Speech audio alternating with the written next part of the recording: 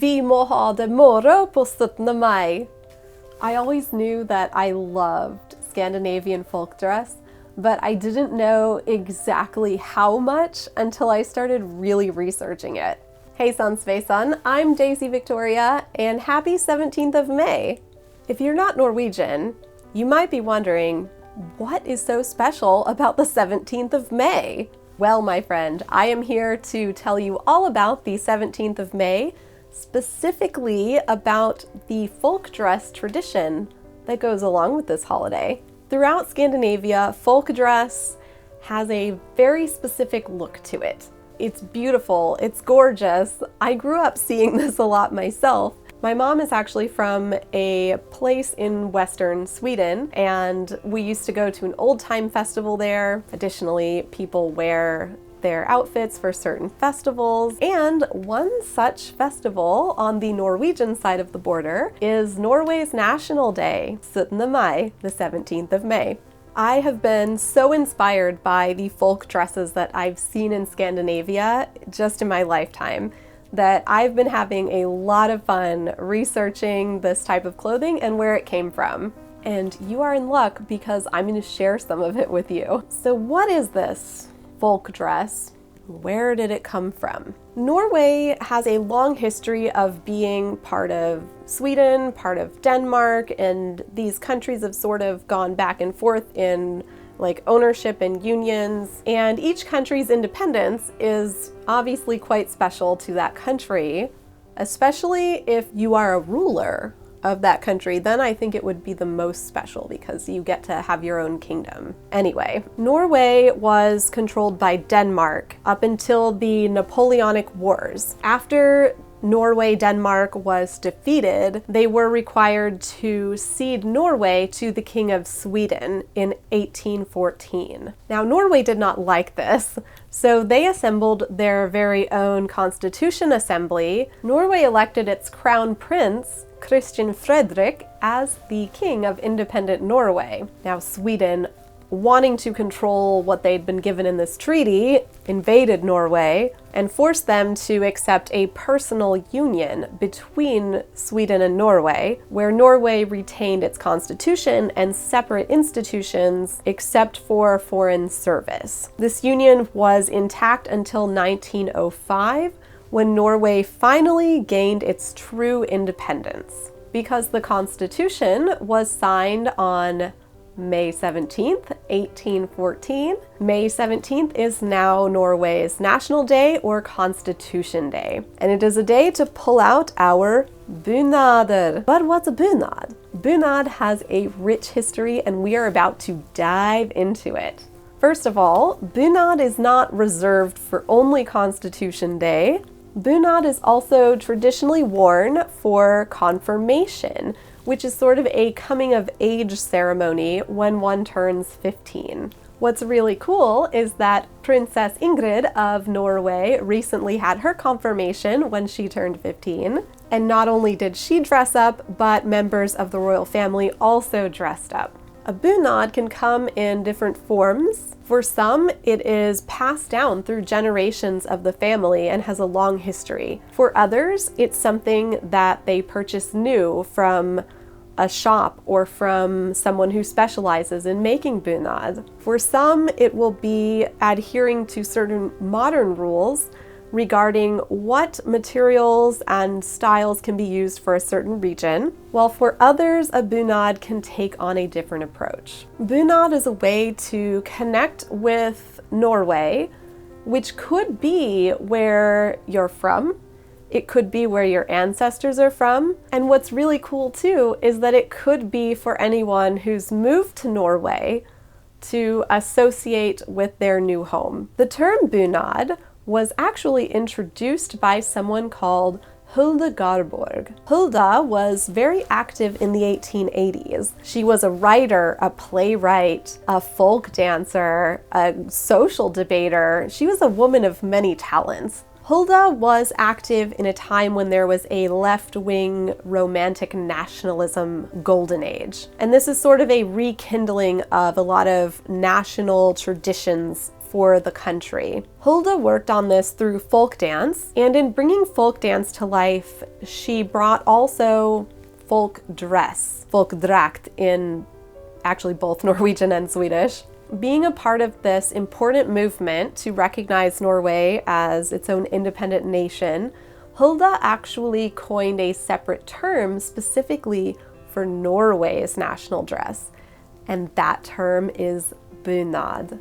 Bunad comes from an Old Norse word, and Hulda adapted it into the modern Norwegian language. The bunad style is based on rural clothing from the 1800s. The oldest clothing that we have evidence for this specific style is actually from the 1700s, but we see a lot of it in the 1800s. Since this was just rural clothing, like for anyone, there were countless styles of the early folk dress, from different colors to different decorations, different patterns, different fabric weaves, everything varied.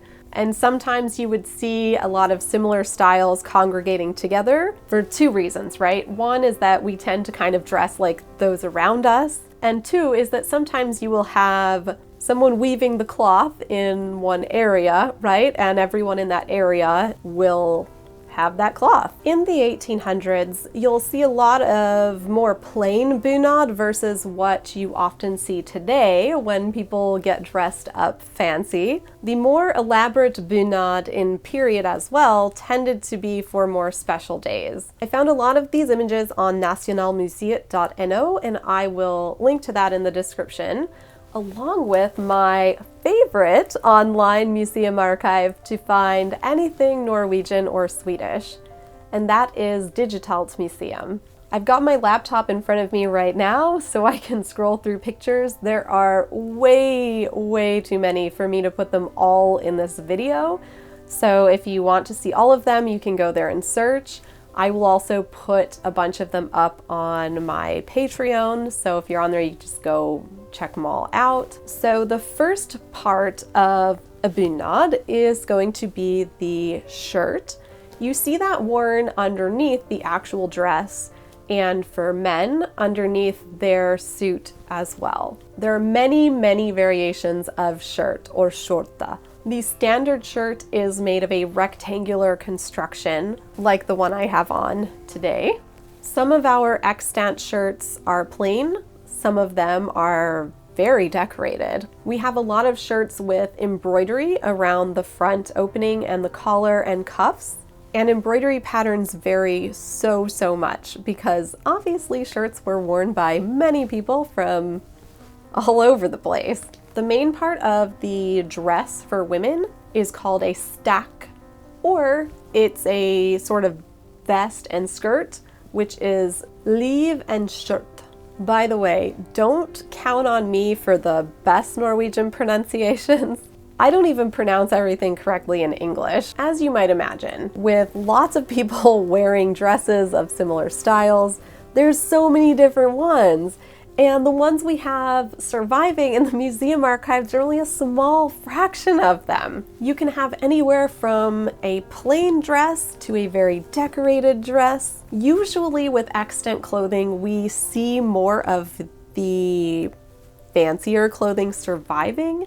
That is because if you're gonna wear out your clothes, you're probably gonna wear out your everyday clothes before you wear out your formal clothes, right? You just wear them less than the everyday clothes. With this outfit, you will often see an apron, which is a forkle, again, of varying styles. You could have fancier ones or more practical ones. A purse or veska is traditionally worn. There are different styles of veska in period, and these styles have given rise to what we still use today with bunad. Head coverings, caps, hats could vary based on where you live or your status, though today people often wear their hair down or more modern with their modern bunad. These are a couple of individuals who are showing off their beautiful bunad. Kristin is an interior designer in Norway. Elsa is actually a dual citizen in Norway, and she's unable to be there this year, but she can still celebrate with her bunad. Yay!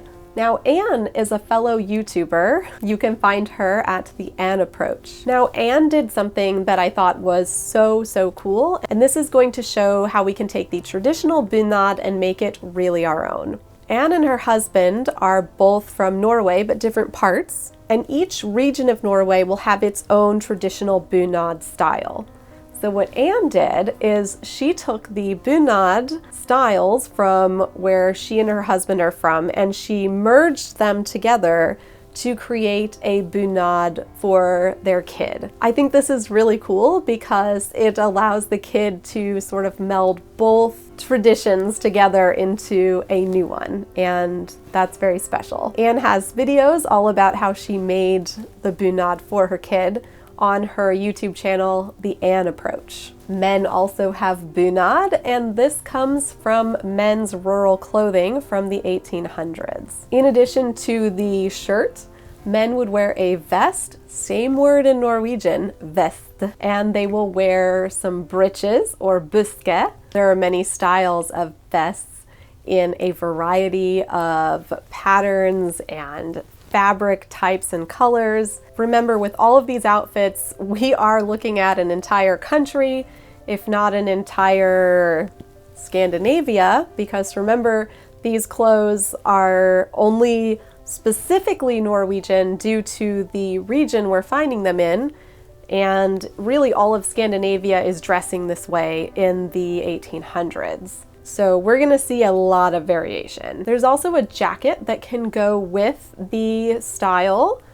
This is called a trøye. Like all the other parts of this style, the jacket can be very varied depending on which one you are looking at, but tends to adhere to a certain general style. Today there is a wide range of bunad. While some people have historic garments that have been handed down through the family, many people will get their bunad from a shop or someone who makes bunad. There are lots of shops in Norway that offer bunad. These images are from Embla Bunader. These are from Husflid in Jorvik. And Husflid in Hallingdal also has some beautiful bunad styles. These are some of the bunader you can find at Let's Rent Dresses. And Bunadstrikta has something really cool. They have these sweaters that actually go with bunad, and I think that's really cool. But wait a minute, we haven't talked about jewelry. How are we gonna have a bunad without jewelry? The jewelry worn with bunad is called sølje. This is silver jewelry, which is very special to Norway and is in fact based on historic jewelry. These are all examples of sølje from the 1800s. If you are a rural Norwegian in the 1800s, you may not be decked out in jewelry if you are actually working on the farm, but if you're going to church, you may put on your fancy jewelry. So the level of sølje can vary.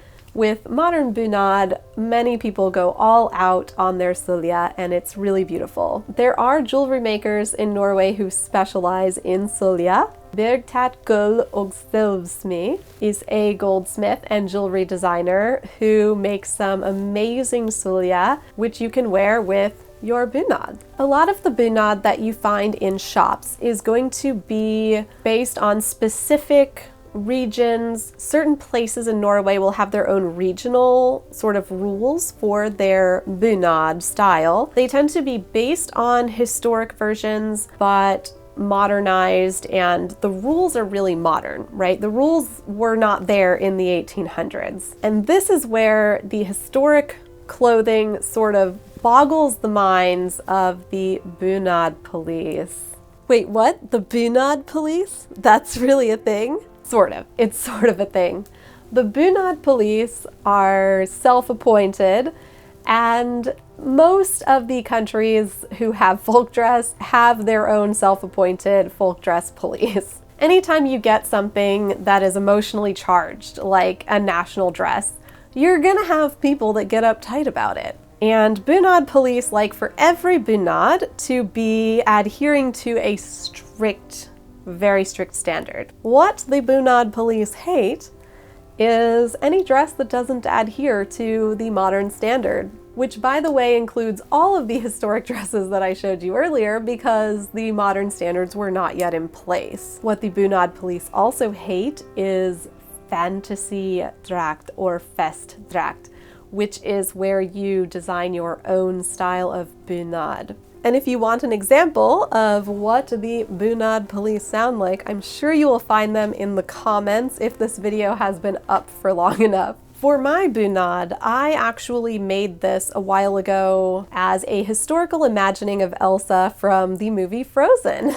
I was really excited when Frozen came out because I felt like we Scandinavians finally got our very own Scandinavian Disney princess. So I decided I would make something Elsa could have worn in the 1840s since that's where Frozen is supposed to be set. Now Elsa's homeland is technically made up, so I decided to just make up what I thought she might have had in her made-up land at that time. And I am going to be making another dress for Elsa's sister Anna, which is going to be an upcoming project that you will find more of here if you stick around on this channel. I really enjoyed talking to this bunad maker, Kristin. Kristin's business is called Syttende Medstaken, and she is absolutely wonderful. She was a joy to talk to, and I think I found a kindred. Kristin works primarily with two bunader or Folkedrakter from Øst-Telemark.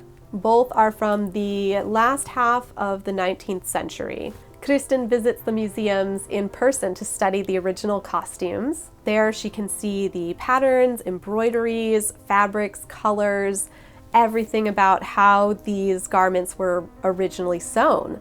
Beltstacken in period had so much more variation than the modern ones we see today. In fact, about 300 to 400 shirts are registered at the Norwegian Folk Museum, and no two of them are alike, which Kristin and I agree is pretty cool.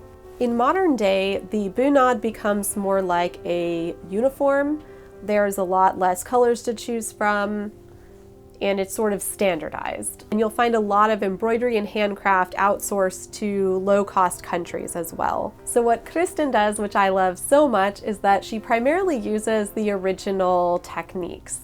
Part of that is playing with colors and adapting each garment to suit the wearer's personality. After all, they didn't all copy each other back in the day. Remember how many different ones we saw? The way Kristin honors the original Folkedrakt is by personalizing each one to the specific customer's personality. That means that each garment is unique and individual, just like in period. And these are being handcrafted by Kristin in Telemark. Kristin has been so kind to write me out a lot of information on a few bunad projects, which I am going to feature here. In all of these projects, you'll find great examples of handcraft that is produced in Norway. There's a combination of some machine sewing with a lot of hand sewing, and you can just really see the love and care that goes into each one of these pieces. This belt stack is a bit edgy because of the colors. The green and brown stacker that we have is generally considered to be faded black. So this is supposed to be an old faded stack. The apron is based on a style from an era before the belt stacken, the first half of the 1800s. The Bunad police might be horrified to find the mixing of two periods, but they're from the same country and the same century, which is really a nice way to honor how things were done back then. Another thing that Kristin points out that I agree with is that there's most certainly a sliding scale of styles. You didn't just have one outfit one day and then now we have a totally different one. There were a lot more in existence than what we have evidence for. This belt stack is mostly hand sewn with just 2 machine seams, and the rest of it is true to period. Patterned cotton shirt, velvet vest, wide skirt, and the high skirting at the bottom of the skirt. The wide belt is a copy of an old belt. This is hand woven by someone else. The technique is called bryggewev, and it's known since the Viking Age. The liv, or the vest for bunad, in period were made of wool, silk, velvet, or cotton. They existed in single color. They also had patterns like floral, paisley, some were even embroidered. A funny detail that Kristin pointed out to me is that ribbons and fabrics were very expensive back in the day. So what this means is that the embroidered ones were actually made by people who couldn't afford the fabrics and ribbons to decorate their dresses. So this is actually the opposite of today, where embroidery tends to be more expensive. This belt stack is so beautiful. This is a reconstruction of an old one with just some changes on the colors in the embroidery and the vest. The skolning is also a reproduction of an old one. And the apron has sort of the same setup as an old apron, but with different ribbons. What's really cool is that this collar is embroidered in the original way through 2 layers using silk thread. So many hours go into this type of embroidery, and it's so beautiful. Women often carried keys with them on their belts for food storage, and that is what this key represents. There's a lot of symbolism in the old costumes, such as the tassels, which are for protection, though we don't always know exactly why. The silver necklace here is a clock chain. The clock at the end of the chain can be hidden behind the belt. This bunad is what men wear in the same period as the belt stack in East Telemark. This can be called grøtrøya or gray jacket, or you can call it Øst-Telemark. You can have it in white, gray, or green. The green jacket was typical for the more wealthy farmers because they could afford this rich green color. The oldest ones have the embroidery and applique done by hand, while it later became fashionable to show off sewing machine seams when the machine came into use. In period, the beltstakken were typically sewn by the women themselves, while the men's were typically sewn by a tailor. There was a famous tailor in Hedel, Kolbjørnsrud. He was known for making beautiful jackets with beautiful embroideries. And the one used for inspiration for this outfit is supposed to be the last one he ever sewed. At the time, he was over 80 years old and still sewing. Today, many people want the traditional colors on their bunad. That tends to be green, red, and yellow. When we look at the old material of these Folkedrakt from period, there's actually not a whole lot of those colors, but there's a whole lot of other colors as well. For both men and women in period, there was everything from very simple to very decorated and embroidered, everything in between, any color. There's so much more differences than what people think of today.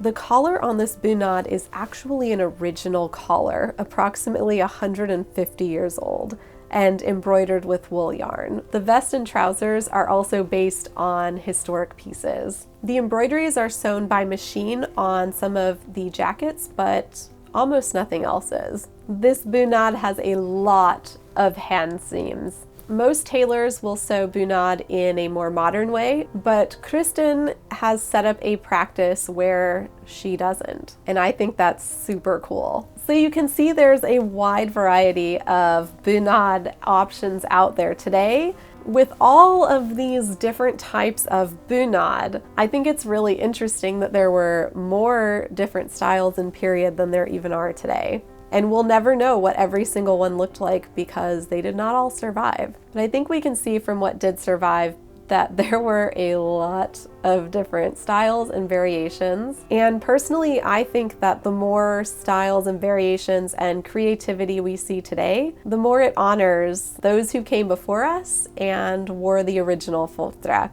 So whether you personally prefer to go with the modern rules of a specific place, or whether you want to do something more specific to the historic period, whether you want to make up something that's personal to you, or whether you want to go fantasy and invent a variation from an alternate universe. I love seeing all of the different types of bunad and Folkedrakt, and I love how you can express yourself through this clothing. What do you think of bunad? Do you have a favorite style? Did you particularly like one of the ones I showed? Do you have your own bunad? Or do you have a different folk dress tradition? If so, I would love for you to share that in the comments so that you can share your traditions with all of us. I cannot wait to get my Anna Bunad done, or my Anna Folkedrakt, since it's before the term Bunad was invented. Most people won't really care, but the Bunad police will have my head for that one.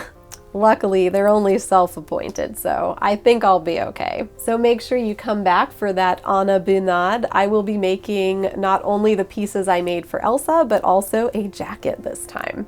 As always, you can find me everywhere as Daisy Viktoria. My website is daisyviktoria.com. Special thank you to my patrons who help me so much to continue creating content. And I would like to wish all of you a happy Norwegian National Day. Ha en godt 17. mai. Hei då!